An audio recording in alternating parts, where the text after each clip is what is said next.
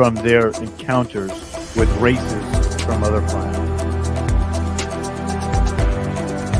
The information is the activation. Let's awaken this world together. We are the forever students, and we will not be silent.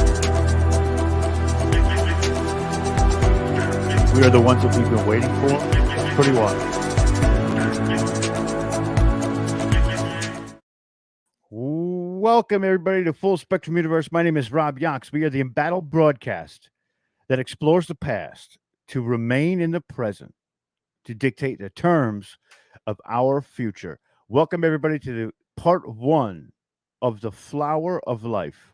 In this series, this is a companion series to the Emerald Tablet translations. While we go through the Emerald Tablet translations, the Flower of Life is going to give us the full breakdown of every echelon, essence, and every energetic force in our reality. It's going to break down what we are, who we are, how we are.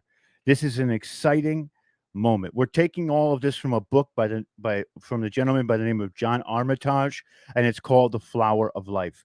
It is an absolute, I read this book and it has me enthralled, right? This is kind of where I got the understanding that Thoth may not be exactly what we believe him to be. A lot of people believe him to be bad. And now I'm not saying that I believe he's good. I believe that he has his own agenda. But before we get to all that, I have an emergency announcement to make right now. And that emergency announcement is, if you're seeing this on October 3rd, tomorrow is October 4th. If you're not aware, there's going to be a half-hour emergency services test via FEMA. Now, I don't know why a test would take 30 minutes, and it's going to be sent across every person's cell phone. My advice to you at this time is to figure out the time around your house when it's going to go off, look into it, and turn your phone off. Now, you're probably asking yourself, why would I do that? It is to my understanding that there is a specific frequency that is going to be omitted from the phone.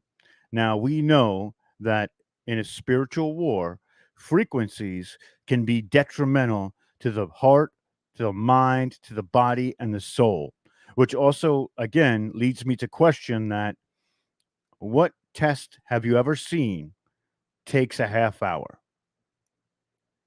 The emergency services comes up on the TV all the time, and nothing. It's a minute, 2 minutes.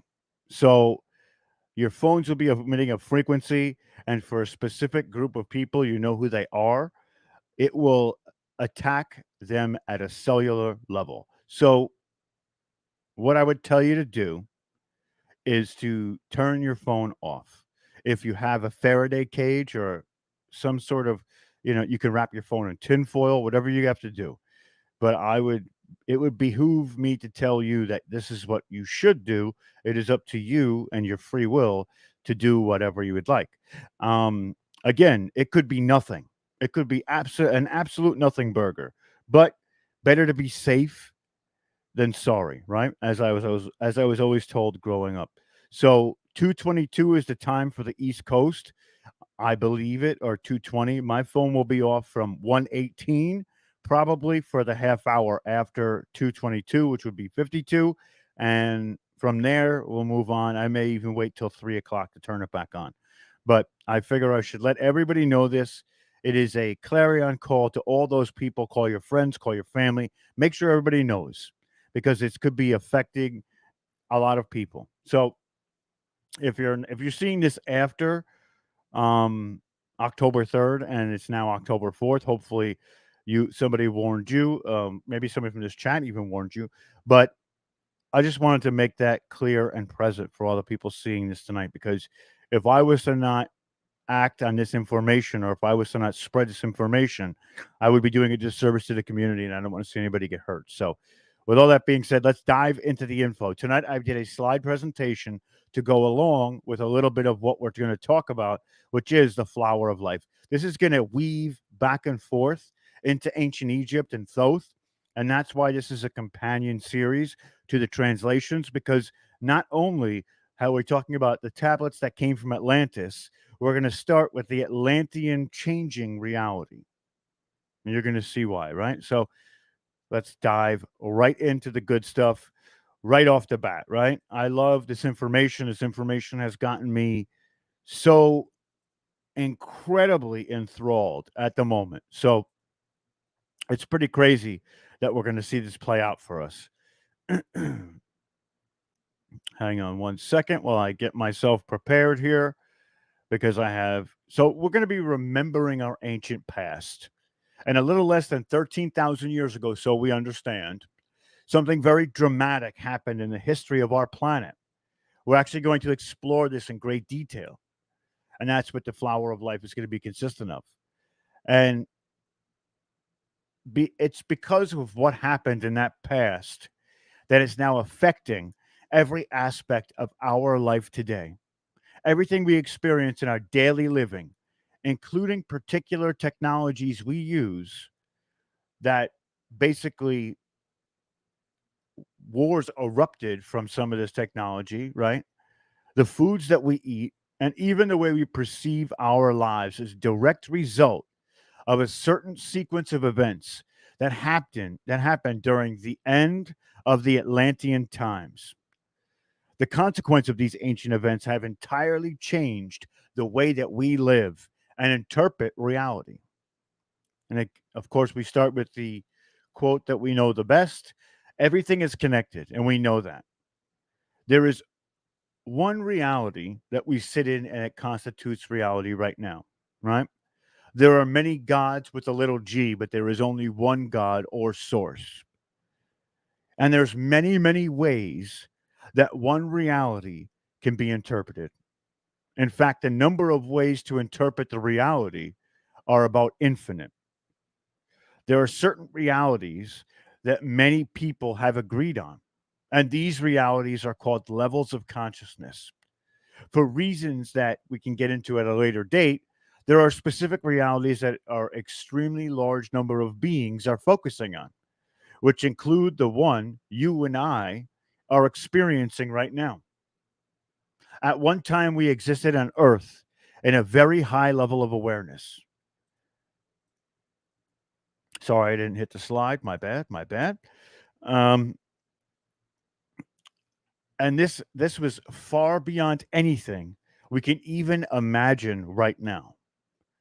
We hardly have even the capability to imagine where we once were, because who we were then is so out of context with who we are now. And these particular events that happened between 16,000 and 13,000 years ago, humanity fell from that very high place through many dimensions and overtones, ever increasing in density until we reach this particular place, which we call the third dimension or the third density, right? And this particular place that we know on this planet is called Earth.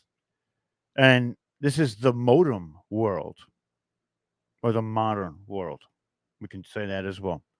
But the modem world is because we all use modems to get into things and things like this. Kind of a funny play on words. But when we fell, it was like a fall. And we were in an uncontrolled spiral of consciousness, moving down through the dimensions of consciousness. We were out of control, and it was very much like the falling through space. So when we arrived here in the third dimension, certain specific changes took place, both physiologically and in the way that we functioned in this reality. The most important change was in the way that we breathed what the Hindi call prana, or life force energy of this specific universe. And prana is more critical to our survival than air, water, food, or any other substance. And the manner in which we take in this energy within our bodies radically affects how we perceive this reality. So that we can call the prana frequency. We can call prana life force. We can call prana breath, or the cosmic breath. There's many, many names, many monikers we've given this, right? Frequency is essentially what we vibrate at. And when we know where we vibrate at, we perceive reality differently. And we know this. We know this. And I see you guys are talking about what's going on in the chat. And yeah, I mean, it's important to do this. Again, better to be safe than sorry. I don't want to see anything happen to anybody. And I think that this is something that's been in the works for a while. Some people saw it as a good thing, not in the way that it was going to affect people because of some, new systems that would be coming up with the quantum financial system and things like that, or the 10 days of darkness, whatever the case is. It may be, right? But if it's the 10 days of darkness, we'll be all right, even if we turn our phones off for a half hour. So, again, better to be safe than sorry. Back to what we're doing and bringing it back up. So, in the Atlantean times and earlier, the way we breathed this prana was directly related to the electromagnetic energy fields that surrounded our body. All the energy forms in our fields are geometric. And the one that we're going to be working with in this entire series is the star tetrahedron, which consists of two interlocked tetrahedrons, right? And I'm going to show you what that is in the next slide here. This is what we're talking about. Basically they call it the Mer-Ka-Ba, right? The Mer-Ka-Ba is this tetrahedron, or the two tetrahedrons. So another way of thinking of this as the three-dimensional Star of David. So the apex of the upward pointing tetrahedron terminates one hand's length above the head, and the apex of the downward pointing tetrahedron emanates one hand's length below the feet. A connecting tube runs from the upper apex to the lower point through the body's main energy centers, or chakras. This tube for your body has the diameter of a circle that you make when you touch your longest fingers to your thumb. We talked about this. It looks like a glass fluorescent tube, except it has a crystalline structure at the ends, and they fit into the two apexes of the star tetrahedron. So before the fall of Atlantis, we used to bring the prana stimulus up and down this tube, and the two prana flows would meet inside one of our chakras. Specifically, where our prana meets, has always been an important aspect of this ancient science, which today is still being studied throughout the universe. Another major point in the human body is the pineal gland, right? Which we can talk about here. I know I'm jumping around a little bit, but it's important to show you what we're talking about so you can focus on it and essentially grasp what we're talking about here. And the pineal gland is in the center of the head, which is a huge factor in consciousness. This gland has degenerated from its original size, comparable to a ping pong ball, to its present size, that of a dried pea. Because we forgot how to use it a long time ago, and if you don't use it, you lose it, right? Which is always what we talk about a lot of the time, too. So the pranic energy used to flow through the center of the pineal gland. This gland, and this is according to Jacob Lieberman, the author of The Light Medicine of the Future, or The Light is the Medicine of the Future, it said it looks like an eye. And in some respects, it literally is an eyeball. It's round and has an opening and one portion. And in that opening is a lens for focusing light. It's hollow and has color receptors inside. Its primary field of view through this has been determined scientifically. It's upwards towards heaven. Just as our eyes can look up to 90 degrees and to the side of the directions that they face, the pineal gland can also look as much as 90 degrees from its set direction. Just as we cannot look at basically the back of our heads, the pineal gland cannot look down toward the earth. This is kind of like blew my mind a little bit, right? If we're thinking about the pineal gland only focusing up and not down. I see a lot of people here. I see Caroline, I see Nicole, I see Jason, I see Simon, I saw Alexandra before, Penny, Jackie, RW, Sparkles, Line, Stephanie, KGB was here earlier. Welcome, everybody. Welcome. We're getting into this. We're getting into it tonight. So, held inside of this pineal gland, even in its shrunken size, are all the sacred geometries and understanding of exactly how this reality was created. It's all there in every single person. But these understandings are not accessible to us now because we lost our memories during the fall. And without our memories, we start to breathe differently. So instead of taking in the prana through the pineal gland and circulating it up and down our central tube, we started breathing it in through our nose and mouth. This caused the prana to bypass the pineal gland, which resulted in our seeing things in a totally different way and through different interpretations. They're called good and evil, or the polarity consciousness of the one reality. The result of this polarity consciousness has us thinking that we're inside a body looking out, somehow separated from what's out there. And this is pure illusion. And it feels real, but there is no truth at all to this perception. It's merely the view of reality we have from this fallen state. For example, there is nothing wrong with anything that happens, for the Creator is in control of the creation. But from one point of view, a polarity view, looking at the planet and how it evolves, we should not have fallen down here, right? In a normal curve of evolution, we shouldn't be here. Something happened to us that wasn't supposed to happen. We went through a mutation. We had a chromosome breakage, you might say. So the Earth has been on red alert for almost 13,000 years. And many beings and levels of consciousness have been working together to figure out how to get us back onto the path, DNA, where we were before. The effect of this mistaken fall in consciousness and ensuing efforts to get us back on track is something that we've been trying to help us with our problems in various experiments and different ways and efforts to assist us, some legally and some without license.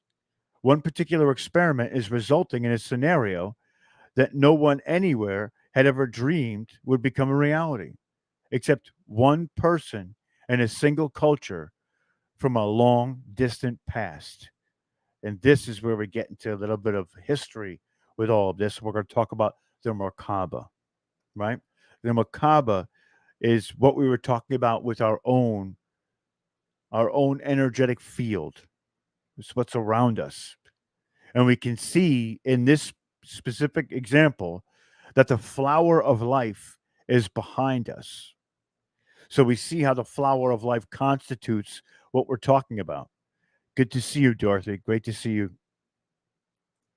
So the Mer-Ka-Ba. There's another major factor that we're going to focus on while we talk about this, which happened 13,000 years ago that we're aware of, something about ourselves that we've since completely forgotten.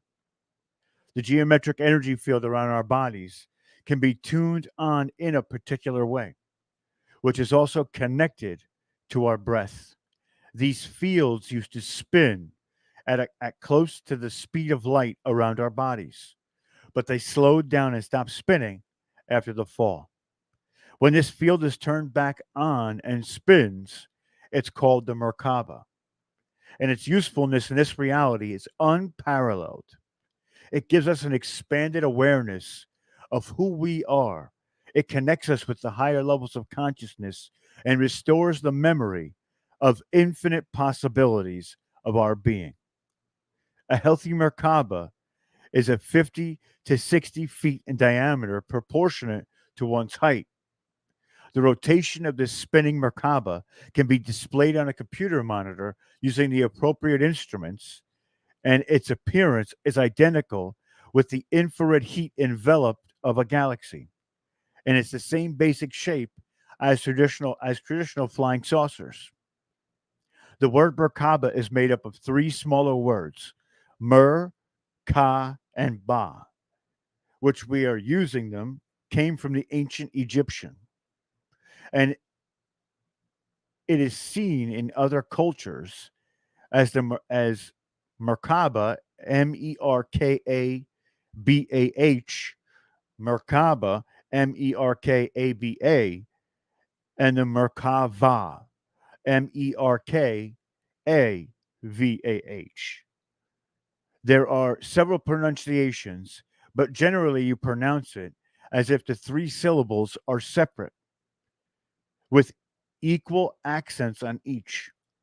Mer refers to a specific kind of light that was understood in Egypt only during the 10-18th dynasty. It was seen as two contorting fields of light spinning in the same space, which are generated by certain breathing patterns. Ka refers to the individual spirit, and Ba refers to the spirit's interpretation of its particular reality. And in our particular reality, Ba is usually defined as the body or physical reality. In other realities where spirits don't have bodies, it's referred to their concepts or interpretations of that reality that they bring with them, right?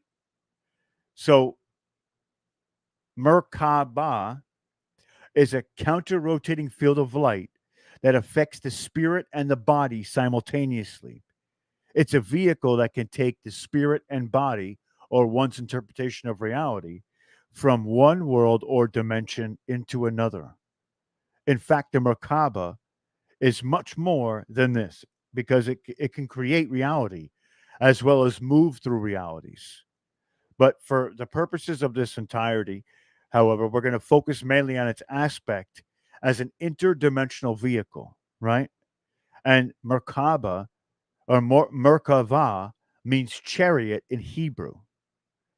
And this will help us return to our original higher state of consciousness. So before we get to the next slide, let's do this together, right? Let's pronunciate this while breathing, right? So take 2 deep breaths in.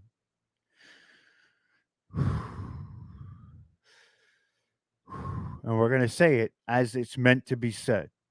Mer-Ka-Ba. Mer-Ka-Ba. Close your eyes saying it. You'll feel a resounding calm come over you. Mer-Ka-Ba. Mer-Ka-Ba. It's wild, right? Tell me what you felt in the chat, because other people are going to see this and say, wow, to me, it felt very calming. I want to know if you felt the same way. So, returning to our original state. So, to be clear here, returning to our original state is a natural process that can be easy or difficult according to our belief patterns. However, simply becoming involved with the technical relationship of the Merkaba, such as correcting our breathing patterns or mentally realizing the infinite connections to all patterns of life, for example, is it's not enough. At least one other factor is even more important than the Merkaba itself, and that is understanding the realization and living in divine love. For it is the divine love, sometimes referred to as unconditional love, that is the primary factor that allows the Mer-Ka-Ba to become a living field of light. So without divine love, the Mer-Ka-Ba is just a machine. And this machine will have limitations that will never allow the spirit that created it to return home and reach the highest levels of consciousness. So the place where there are no levels, this place that we talk about, these levels of consciousness, even though we're stating it as levels, there's no levels here. We must be experiencing and expressing unconditional love in order to move beyond a certain dimension. And the world is fast heading towards that higher place. And we're heading away from the place of separatism where we see ourselves inside of a body looking out.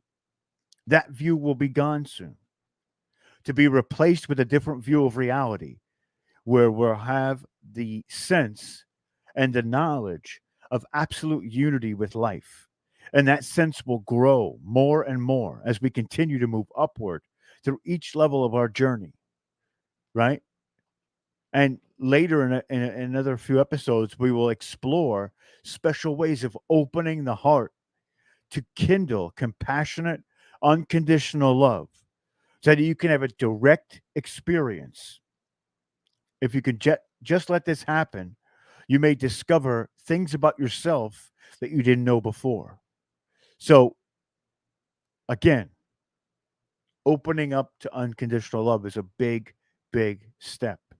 And do you notice that I read this book when I started saying that we dictate the terms of our own future? It's because of these Merkabas infused with the love that we get to dictate the terms of what reality will look like in all these points. This is what it is. It's incredible. But reality is is something for us to control. It's what we are within the unity of it all. The divine spirit is in all of us. It has to be explored. And this unconditional love, coupled with the divine spirit and the Merkaba energetic fields, we become the creators. Not the creator as in God himself, but creators of our own reality. Right? It's wild. It's a wild concept, but we're going to get there. We're going to get there. I promise you. So, next, we're going to talk about a higher inclusive reality. When we say inclusive, we're not talking about the far left progressives in American politics that talk about inclusivity. It's not the same, right? So, another component we're going to focus on has many names, but in present day terms, it's usually referred to as the higher self. In the higher self reality, we literally exist in other worlds besides this one. There are so many dimensions and worlds that it would almost surpass human capability to conceive of it. This is also why I believe the higher self is the operator that connects to all dimensional realities across the multiverse. So these levels are very specific and mathematical, and the spacing and the wavelengths in between them or in between these levels are identical to the relationship within musical octaves and other aspects of life. But for now, your third dimensional consciousness has probably been severed from that higher aspect. So you're aware only of what's going on here on Earth. Now, again, most of us here are a little bit further than that, but we're doing this for the newly awakened or the ones who want to be awakened to the most advanced awakened beings on this planet. We're starting back at square one to show all of the journey that's come before us, right? So this is not normal for human beings existing in this natural unfallen state. The norm is that being first, we become aware of these several levels at once, like chords in a music until finally, as they grow, they become aware of everything and everywhere at once. So, this following example is unusual, but it demonstrates what's being talked about while we're saying this. In communication with someone right now who is aware of many levels, and scientists who are studying are speechless.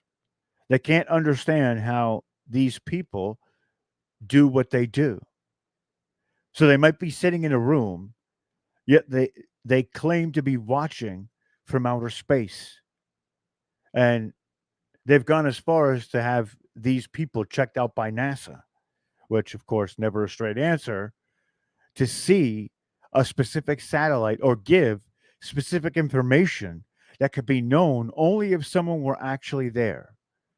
And these people gave them readings of their instruments, which seemed impossible to these scientists, but they were absolutely 100% correct. And they did it. And this person, the one person who was at the forefront of this, was legally blind. Yet they could walk around the room and know where everything and everyone was, right?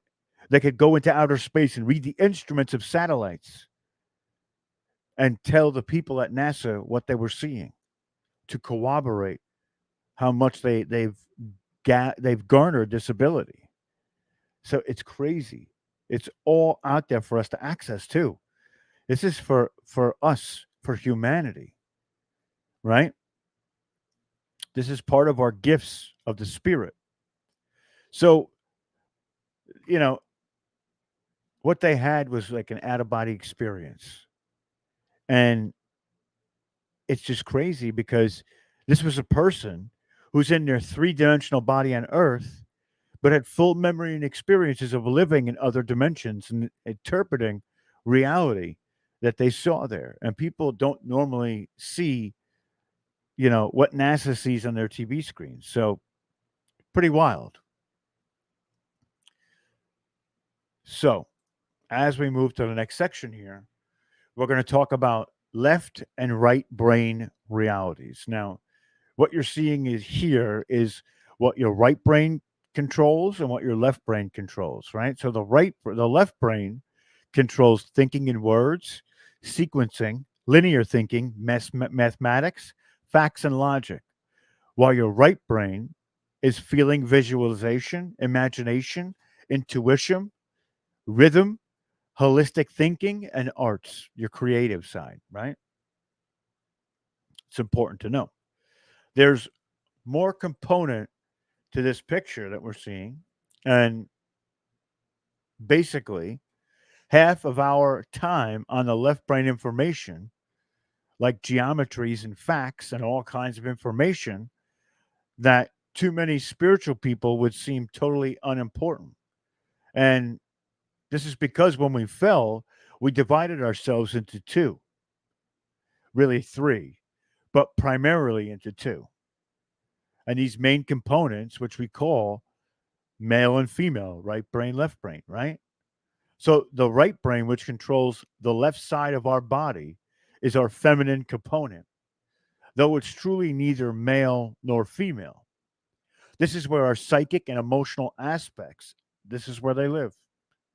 This component knows that there's only one God and that the oneness is all there is. Though it can't really explain it, it just knows the truth. So there is not a lot of problem with the female component. The problem is on the left side of the brain, the male component. Because of the nature of how the male brain is oriented, a mirror image of the female, it has its logical component forward, which is more dormant now, right? While the female has its logical component towards the back or less dormant.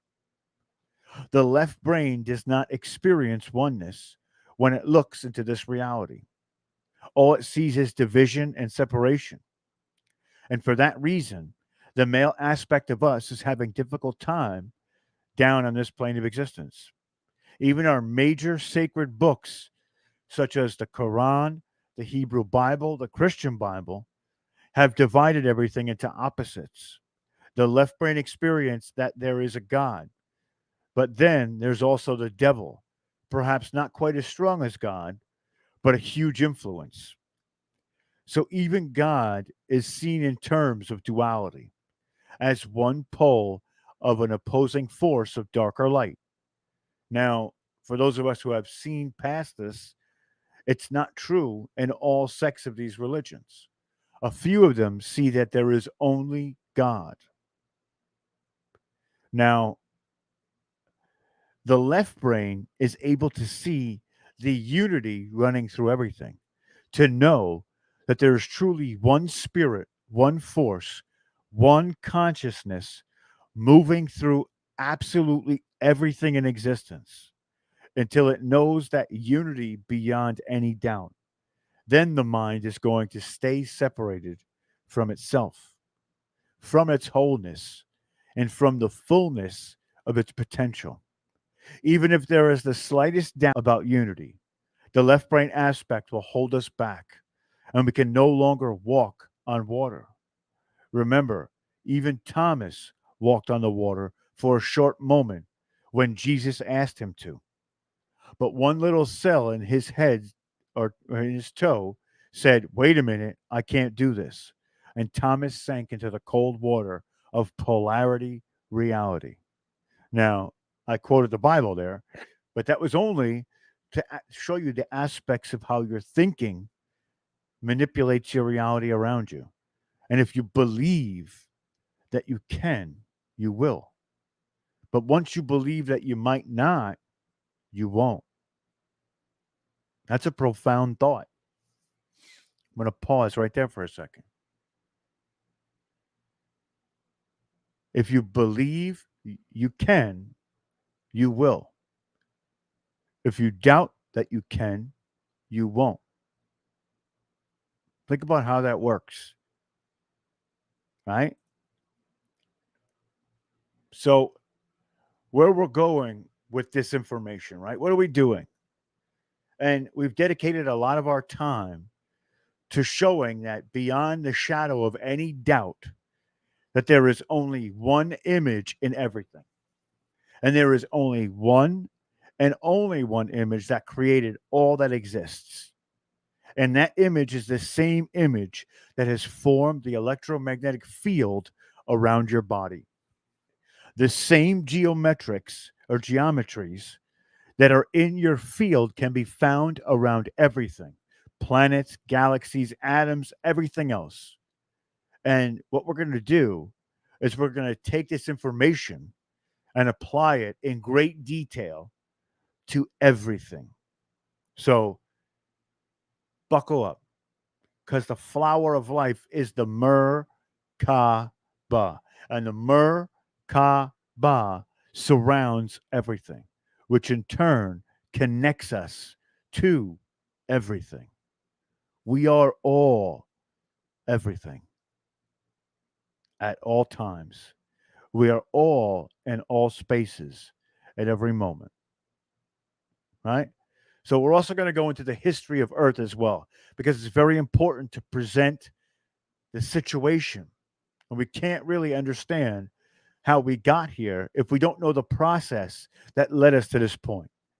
So we'll spend a considerable length of time talking about what happened a long time ago.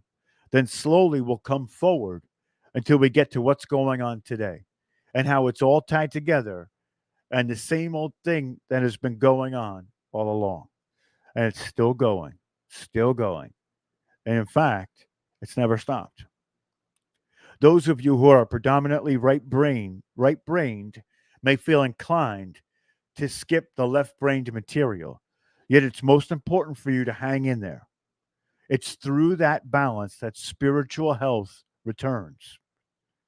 When the left brain sees absolute unity, it begins to relax, and the corpus callosum, the band of fibers joining the two hemispheres, opens in a new way, allowing an integration between the two sides. And the link between the left brain and right brain widens and a flow starts. Information is passed back and forth. and the opposing side of the brain begin to integrate and synchronize with each other. If you're hooked up for biofeedback, you can actually see this happening. And this action turns on the pineal gland in a different manner and makes it possible for your meditations to activate the light body of this Mer-Ka-Ba. Then the whole process of regeneration and recovery of our previous higher levels of consciousness can proceed. It is a growth process. This does take time. But through this series, mixed in with the Emerald Tablet translations, by the end of it, we will be on a better path to spiritual health, which is what we're inclined to do and help each other in that phase, right? So if you study any other spiritual practices, you don't need to stop in order to begin the work with your Mer-Ka-Ba, unless, of course, your teacher does not want to mix traditions, right? But we mix traditions all the time here. Other meditations are based on truth and can be extremely useful once the Mer-Ka-Ba is spinning, because then noticeable results can evolve very, very quickly. And there's a lot of times that I'm going to repeat myself just so we're sure about what we're talking about. And the repeat right now is the light body of the Mer-Ka-Ba does not contradict or inhibit any other meditation or religion that upholds the belief that there is only one God. So you can do these spiritual practices, yet remain in your faith if that's what you choose. They are not conflicting, they do not contradict each other. And so far, we've talked about the ABCs of spirituality. These are just the beginning steps, but these first steps are the most important ones, right? So your left brain may love all this information and file it away in a neatly labeled, someplace. And this is fine. It's fine. Or you can just relax and keep going and think about this adventure story, this mind stretching and a fantasy, and however you want to incline this information. It's all done in the spirit of oneness. And together we will embark on this journey of exploration. And together we will reach the highest echelons of our potential and who we are truly. So this is a portion that's going to make people kind of stand up a little bit, because it's challenging the belief patterns of our parents. And you're probably saying to yourself, it's how could we say that, right? And it's we're gonna talk about it a little bit. So many ideas we believe today and facts we've been taught in school just not true. And people are now beginning to realize this worldwide. Of course, usually these patterns were believed to be true at that time that they were taught. But these concepts and ideas changed. And then the next generation was taught different. And these different truths keep going for generation.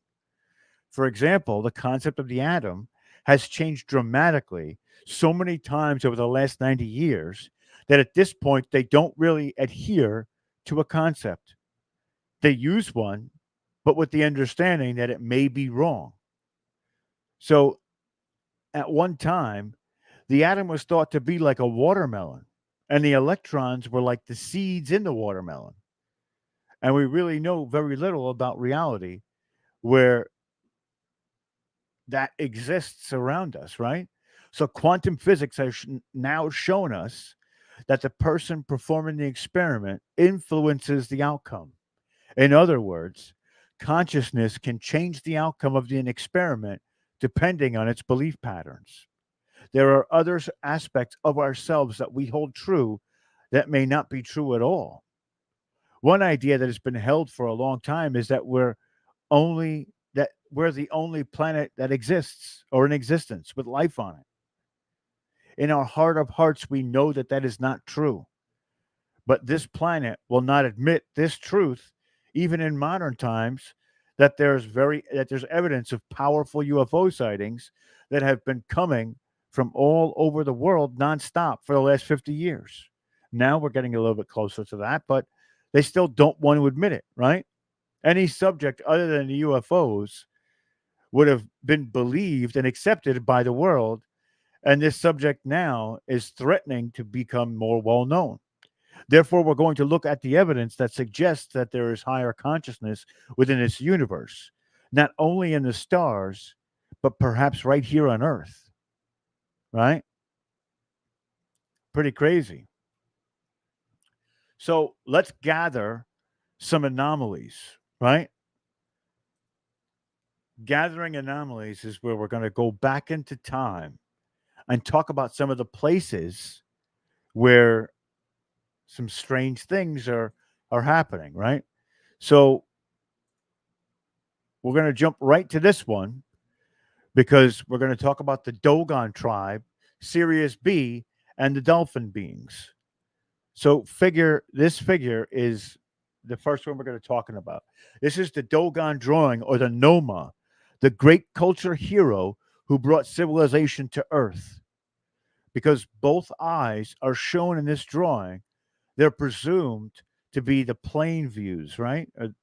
Which means that the tall is opposed like a dolphin rather than a ladder or the lateral that's a fish, which is means the bigger one's the dolphin, the smaller one's the fish. And the water line is clearly indicated by implying that Nomo is air breathing, which means he's coming to the surface, right? So this drawing is truly remarkable. The information, it came from a book about Sirius, and it's called The Sirius Mysteries by Robert Temple. And he had, which he's told us, between 10 and 12 different subjects to choose from, each one of which would lead to the same conclusion, but from a totally different point of view. So we chose this one, right? Basically, we're incorporating all of it together. And Robert Temple was one of the first people to reveal certain facts through science. And we've known this for a long time about the African tribe near Timbuktu called the Dogons. This tribe holds information that is simply impossible for them to have by any standards in our worldview today. Their information destroys everything we think we know about ourselves in regards to being alone. You see, the Dogons have a cave on their land that stretches way back into a mountain. And in this cave, there are wall drawings over 700 years old. One particular man, the holy man of their tribe, sits at the front of this cave to protect it. This is his lifetime job. They feed him, they take care of him, but no one can touch him or get close to him.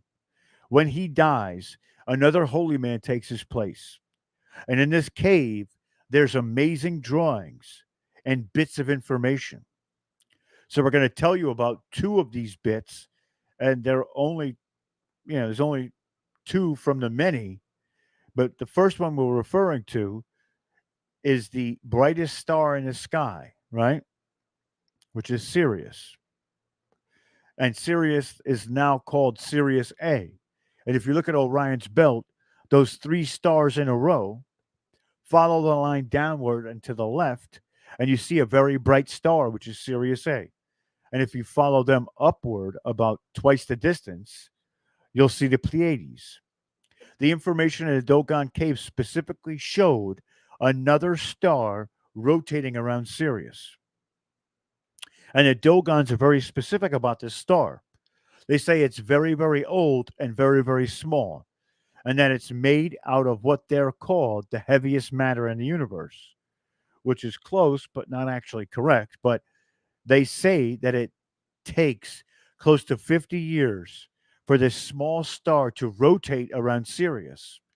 This is pretty detailed stuff, and astronomers were able to validate the existence of Sirius B, a white dwarf, in 1862. And about 15 or 20 years ago, they could validate the other information. So now stars are very much like people. And as you will begin to see, they're alive. They have personality. Many of them have qualities like we have. On a scientific level, they grow. They have growth in stages, and they start out of hydrogen suns like ours, where two hydrogen atoms come together in a fusion reaction to form helium. This process creates all the life and light that's on this planet. So as the star further matures, another fusion process begins. The helium process, where three helium atoms come together to form carbon.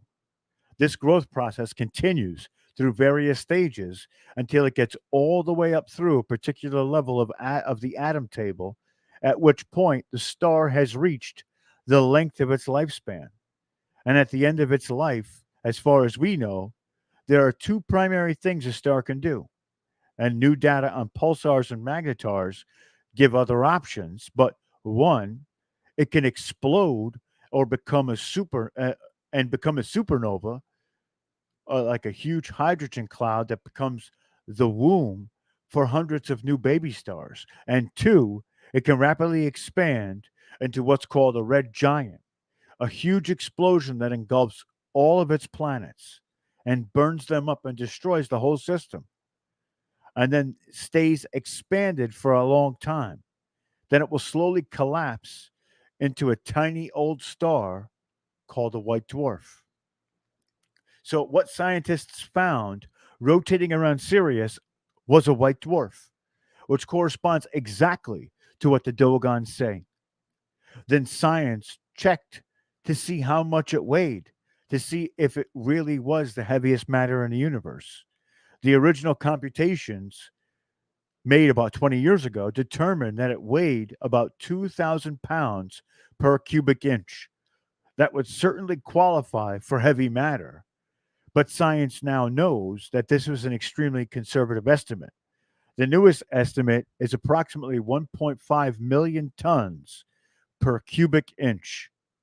So, black holes aside, that would surely seem to be the heaviest matter in the universe. This means that if you had a cubic inch of a white dwarf, which is now called Sirius B, it would weigh about 1.5 million tons, which would go right through anything you set it on. It would head towards the center of Earth and actually oscillate back and forth across the core for a long time until friction finally stopped it at its very center. In addition, they checked the rotational pattern of Sirius B around the larger Sirius A. They found it to be 50.1 years. Now, that absolutely could not be a coincidence. It's just too close and too factual. Yet, how did an ancient primitive tribe know such detailed information about a star that could be measured only in this century? But that's only part of their information, too. They also knew about all the other planets in our solar system, including Neptune, Pluto, and Uranus, which we have discovered more recently. They knew exactly what these planets look like when you approach them from space, which we also only recently learned. They knew about the red and white blood cells and basically all kinds of physiological information about the human body that we've only recently learned. And all of this from a primitive tribe. Naturally, a scientific team was sent over to ask the Dogon how they knew all this. Well, that was probably a big mistake for these researchers, because if they accepted the Dogons really have all this information, then by default, they must accept how they got it. When they asked how did they learn this, the Dogons replied that the drawings on the walls of their caves showed them. These drawings show a flying saucer. It looks like that very familiar shape coming out of the sky and landing on three legs. Then it shows the beings in the ship making a big hole in the ground and filling it with water, jumping out of the ship and into the water and coming up to the edge of the water. These beings look very much like dolphins. In fact, maybe they were dolphins, but we don't know for certain, right? But it's pretty astonishing. Then they started communicating to the Dogons and they described where they came from. And then they gave the Dogon tribe all this information. So that's what the Dogon said. The scientists just sat there and eventually they said, no, we didn't hear that because it didn't fit anything that they thought they knew. They just kind of hid the information somewhere under a carpet in their minds. Most people, scientists included, just do not know what to do with these kinds of facts, right? So there's been a lot of information like this that we just don't know what to do with. And since we can't find a way to integrate this unusual information with what we already know, we just stick it away somewhere because the theories don't work. And, if we just keep it, and there's a lot that goes on with the Dogon tribe and all the way up into the 90s and stuff like that. But this is where we're going to actually hold pause tonight. We're going to pause it right there because we've got into a lot of information and I don't want to overwhelm you just yet.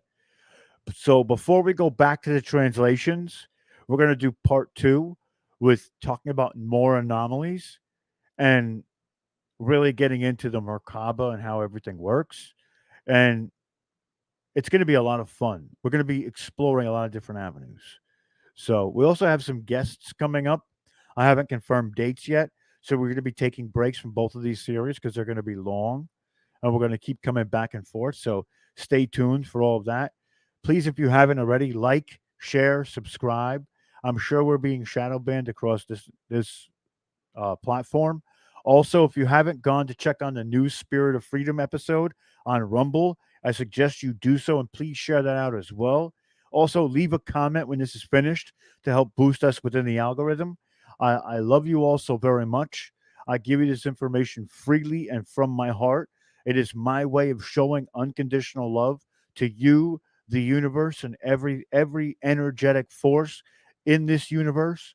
And that's it. I'm going to go eat some dinner, drink some coffee, and relax after.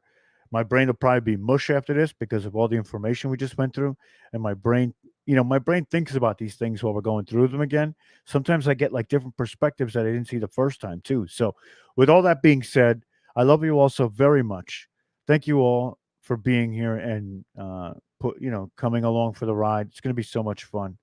I see Stone and DL. Good to see you, Dorothy, again. Everybody that's here. Please share this out. We need to get this information out to waken people up. Thresholds are different. We're going to touch on so many different things.